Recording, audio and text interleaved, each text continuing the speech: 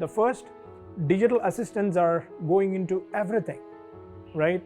Whether it's home devices, appliances, or even cars, right? The voice has become the digital or the de facto interface.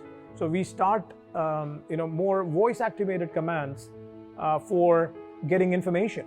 We don't go to Google or a Baidu search engine to get information. Rather, we speak to the technology, and then we get the answer much faster than we used to get by browsing on the web, right? So the point is, now conversational AI has become the prevalent, where the voice has become the go-to interface. So same thing if you look at the connectivity. To support all of this IoT into AOT transformation, so the data exchange also has to be, the bandwidth or the throughput has to be much faster. If you ask anybody, if you ask me personally about 10 years or 15 years ago, what does premium means to you in the context of a vehicle or an automobile?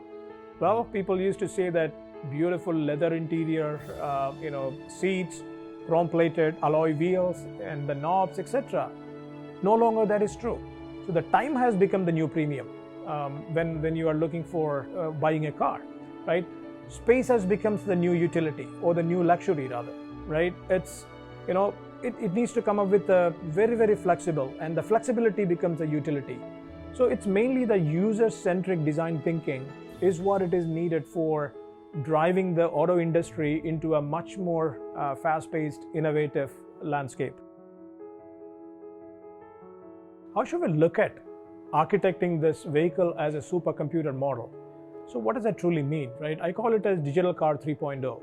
So it needs to be connected, autonomous, smart, and electric, right? These are the four core underpinning areas that we should look at. So how do we architect this supercomputer? To me, there are three fundamental building blocks to it. The first and foremost, it is a fully resilient autonomy, which is a core or the underpinning layer. It starts with the fully resilient e-powertrain, right? So then on top of it, it's the chassis, which is mainly the mechanical part of the ingress-egress part of the vehicle, right? Then the vehicle network, which is the brain of the true car, which controls all the ECUs, the electronic control units, which sends the signals to the overall the behavior of the car itself. So those three are, and of course the topmost layer is the ADAS, which is mainly the sensor, compute, and the AI layer. So these four, I call it as a fully resilient autonomy as a building block. On top of that is giving the digital experience, digital living space experience, which starts with more of a, to me it is more of a contextual intelligence based, design thinking. I believe the measure of success is a simple formula. It's what you know, the subject that you are expert in, what you know, how deep you know about a subject, to the power whom you know. So the whom you know is an exponent, right? The more people you know, the faster the success becomes.